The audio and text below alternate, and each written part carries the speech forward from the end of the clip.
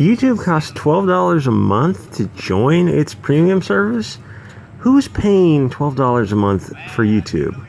Are even people who make videos paying $12 a month for YouTube? I guess the only advantage is that you can download videos. So I guess that would be kind of fun, but I think there's you can use third-party software to download videos. So I don't know what the advantage of is paying for videos or paying for YouTube. I mean, it's YouTube. Is it going to be here in 5 years? I don't know. DC Comics rumored to replace all their main superheroes with new versions. Okay. They're going to launch an initiative coming year. Many of the classic heroes, note the keyword classic, replaced by next generation successors. They're going to call it 5G. Great. Good for you. I'm going to just call it Flat Earth and really get people excited. Okay, Bleeding Cool wrote about it. Other people wrote about it. Why are you telling me that? I don't care. It's almost certainly a reference to a 5th generation DC heroes. The 1st generation became Wonder Woman, carried through the Golden Age, Superman, Silver Age.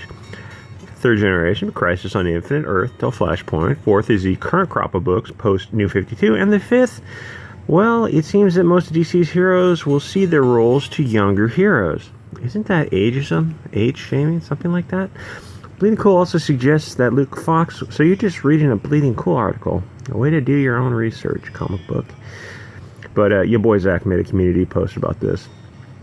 And they suggest that Luke Fox will take over as Batman rather than a more seemingly obvious character like one of the Robins or Nightwings. Okay, that's great, guys. I'm sure this is going to be well received. We'll read the comments in a second. Other characters like Jonathan Kent, Superman's son, and the Superboy of Brian Michael Bendis. Bendis is coming. I don't need to know that. And Cassie Sandsmark, Wonder Girl, and Young Justice seems like obvious choices, but well, as we said about obvious ones above, that misspelled doesn't mean much. You know, even does no one online? You know, I can't spell to save my life, but I know how to use a word checker, and at least have somebody read it over to catch that kind of mistake. It just makes your stuff look just really unprofessional. Follow up on BC reports that the 5G idea will be precipitated by a crisis-style event, and there will be some kind of explanation put in place as to why some of the longer-running DC characters have been able to seemingly stay young for decades. Who cares? Don't try to explain things that don't make sense. Just accept the universe you're given and just roll with it. People accept it as long as the story's good and it's compelling, you're into the story. You don't need to know how they discovered this alien species. You don't need to give backstories on everything. Just jump into the universe and start telling good stories. So it feels a bit like the 90s when DC replaced... Didn't comics... I think Marvel peaked in 97. Someone was just doing a video about that the other day. DC replaced Superman, Batman, Wonder Woman, Green Arrow, Green Lantern, among others, Green Lantern from ya boy, with young new versions. I don't know if he's writing that in the 90s, though. Of course, especially the first rumored change being a colored person of color with colors.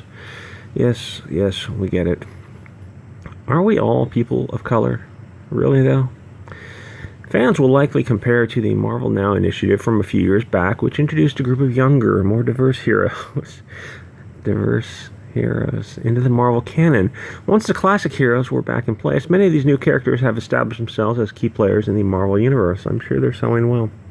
Such a move helps sidestep a key problem with the comics market, that many readers will not try a new, unproven property, but will buy books they have years of investment in, even if they don't like the books.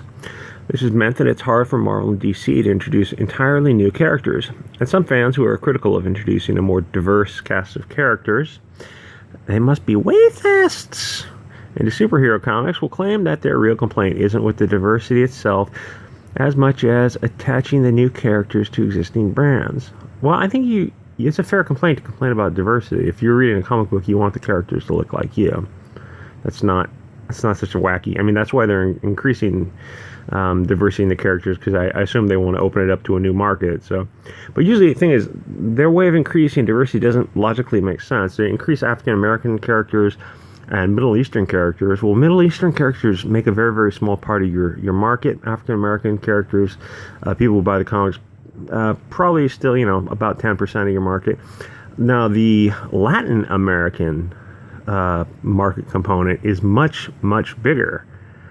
So I would focus on characters from European origin and, Mexican, South American, Central American origins would be like the big group.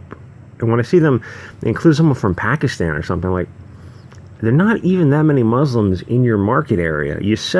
People want to buy what they know, what people look like them, people who have their same values, their same beliefs. And there's like, how many Pakistani people are in the States? I mean, your market is mostly the States, so how many, people from Afghanistan are buying your books? Not many, not enough to support a character. You should put a Mexican character in there, or a Guatemalan character, or from South America. But the thing is, for these weirdos in mainstream comics, if you have someone from South America, because they're kind of light-skinned, like someone from Argentina or something, or Brazil, where they've got a little too much Portuguese blood, or they're a little too light-skinned, they won't get the diversity credit for these weirdo racists in mainstream comics. People are just bizarre. Like, if you have a Mexican character, they will have to make him Afro-Latino. Are there Afro-Latinos in Mexico? Sure, yeah, but there are also, German Latinos and, Spanish and Portuguese and Greek and Italian Latinos too, but they always make them Afro-Latino. And the Mexicans are looking at this and say, there's not that many Africans in Mexico. Why don't you make them look like us? But again, they're not concerned with sales. So I think you have a right to complain about diversity. If that's not what you like, you want if you're from, I don't know, wherever you're from England, you want to see English characters, fair enough. It's a real case of do what I say, not what I do. Yeah, the thing is, this is why it's just better to be honest and tell people what you want. You don't have to say, oh, we don't. I mean, it's partially true about changing old characters. Nobody wants to see that. You cannot do that. Building a temporary story around replacement heroes and promising. The thing is, basically, they're bending over backwards to introduce these characters. And I say, why? Why would you introduce these characters? Oh, because, diversity is good. Well, why is diversity in your characters good? Because it lowers sales. Well, yeah, that seems to be the result. You include diverse characters and it lowers sales. Why are you doing that? I don't know. You'd have to ask them. Let's see what the comments are. Barry says, this has Bendis written all the fudge over it. God, I loathe that man. Mindlord 69. Bad idea, DC. Bad idea. Interesting how many times you go out of your way to mention Bleeding Cool works on this rumor, as they have been nothing but condensing. Condensing. Condescending. Condescending. I don't know how to spell condescending, but I know that's not it. And outright hostile towards comicbook.coms, at times specifically by the half-wit Jude Terror. See, I heard the two guys I heard Jude Terror was the more somewhat reasonable balance of the two. The other guy, Rich Johnston, is I did a couple of videos on him because I had the opportunity to talk to him once. We discussed the Immortal Hulk. He made some weird comment about I named two comics I thought were actually dog food. And Immortal Hulk was one of them. I know it's popular. I know some people like it. And he said something like, "It's the best comic out right now." I looked at it and thought, are you sure about that? The people who say this are not the ones who are reading it, but I think it sells 40,000 or something, so somebody's buying it. But keep in mind 40,000 is that's only good nowadays. You think the comic would be cool if given a chance?